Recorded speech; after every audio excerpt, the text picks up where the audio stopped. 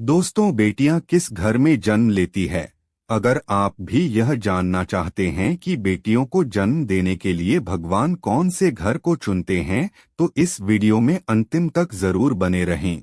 दोस्तों, आप लोगों को तो यह पता ही होगा कि आज का जो परिवेश है, आज का जो समाज है, वह लड़कियों के बारे में क्या सोचता है। आज हम ऐसे समाज में जी रहे हैं जो आज भी पुरुषों को बहुत अधिक महत्व देता है, और आज भी बहुत सारे ऐसे घर हैं, परिवार हैं, जिन घरों में अगर बेटियां पैदा हो जाती है तो उस घर में मायूसी या यूं कहीं मातम जैसे छा जाता है। दोस्त, तो यह इसलिए होता है क्योंकि आज भी बहुत सारे ऐसे समाज है जो अज्ञानता बस लड़कियों को छोटा समझते हैं।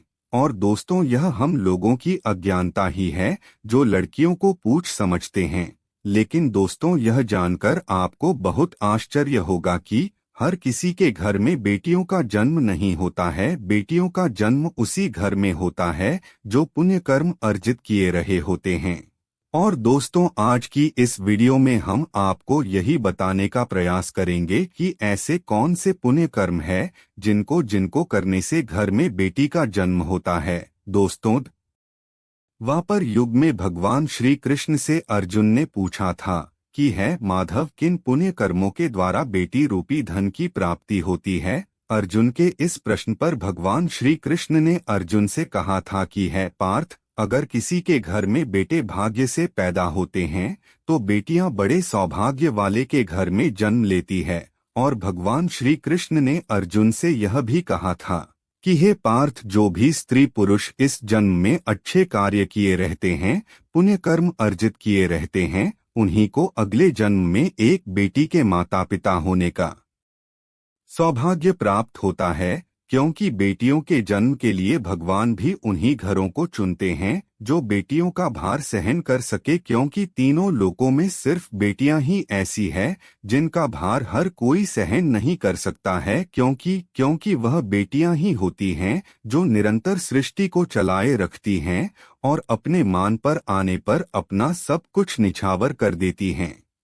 और भगवान श्री कृष्ण ने अर्जुन से एक बात और कही थी कि हे पार्थ, जिस दिन इस संसार में बेटियों का जन्म रुक जाएगा, उस दिन से यह संसार भी धीरे धीरे खत्म होने लगेगा। क्योंकि अगर बेटियां नहीं होंगी तो किसी का भी वंश आगे नहीं बढ़ सकेगा। दोस्तों, आप लोगों ने भी कई जगहों पर यह सुना होगा कि जिस घर में पुत्री का जन्म होता है वह घर स्वर्ग के समान होता है, क्योंकि बेटा तो केवल एक कुल को रोशन करता है, लेकिन बेटियां तो दो दो कुलों को रोशन करती हैं। क्योंकि बेटियां माता पिता के घर में बेटी के रूप में अपने दायित्वों का निर्वहन करती हैं और ससुराल में जाकर एक बहू के रूप में सभी कर्तव्यों को पूरा करती हैं। दोस्तों, आपने बेटियों के बारे में यह एक बात भी सुनी होगी कि किसी की मृत्यु हो जाने पर बेटियां उसका पिंडदान नहीं कर सकती है, लेकिन यह बात बिल्कुल असत्य है। क्योंकि रामायण में इसका वर्णन किया गया है कि भगवान श्री राम के पिता राजा दशरथ का पिंडदान उनकी बहू अर्थात माता सीता ने किया था, जिससे उन्हें जन्म मरण के चक्कर से मुक्ति मिल गई। दोस्तों, इतना ही नहीं, हिंदू धर्म शास्त्रों में भी बताया गया है कि बेटियां भी अपने माता पिता का पिंडदान कर सकती हैं, और अगर ससुराल पक्ष में कोई पुरुष नहीं है तो ऐसी परिस्थिति में बहू भी पिंडदान कर सकती है। दोस्तों, इसीलिए कहा जाता है जिस घर में बेटियां होती है वह लोग बहुत किस्मत वाले होते हैं, और शायद इसीलिए बेटियों को लक्ष्मी के रूप में भी देखा जाता है।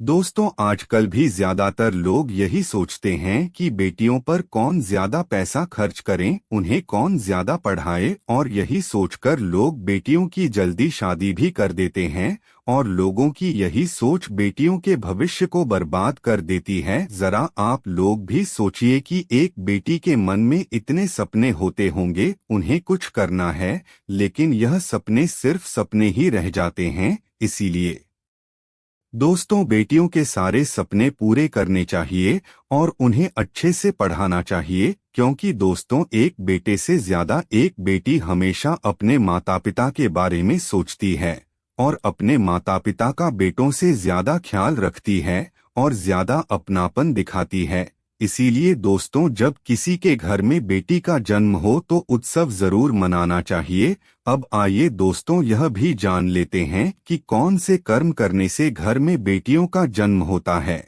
दोस्तों, गरुड़ पुराण में बताया गया है कि जब आत्मा को नया जन्म मिलता है तब आत्मा को शरीर के अनुसार व्यवहार में चलकर अपने कर्म करने होते हैं। शरीर के जरिए कर्म करके ही एक आत्मा अपने जन्म के उद्देश्य को सार्थक भी बना सकती है और निरर्थक भी। यदि कोई पुरुष महिलाओं का आचरण करता है, स्वभाव में स्त्रियों वाली आदतें ले आता है या वही काम करना चाहता है तो एक स्त्री को करना चाहिए, तो ऐसे ही पुरुषों की आत्मा स्त्री का शरीर धारण करती है। और दोस्तों, गरुड़ पुराण में यह भी बताया गया है कि जो व्यक्ति मरते समय अपने अंतिम क्षण में किसी स्त्री को याद करते हुए अपने प्राणों का त्याग करता है तो उसका अगला जन्म स्त्री के रूप में होता है। और जो व्यक्ति अपने अंतिम क्षणों में भगवान का स्मरण करता है वह मुक्ति की ओर जाता है। और इसका एक उदाहरण है राजा भरत, जो एक हिरण के बच्चे से बहुत प्रेम करते थे और जब वह अपनी अंतिम घड़ियां गिन रहे थे तब वह हिरण उनसे दूर था और राजा भरत उसी हिरण को याद करते हुए अपने प्राण त्यागे थे, जिसके कारण उन्हें अगला जन्म हिरण के रूप में मिला था।